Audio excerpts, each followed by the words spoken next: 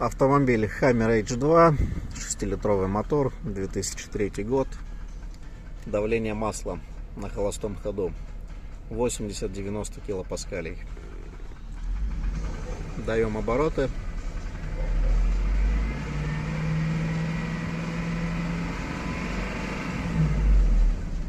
До 200 килопаскалей давление поднимается.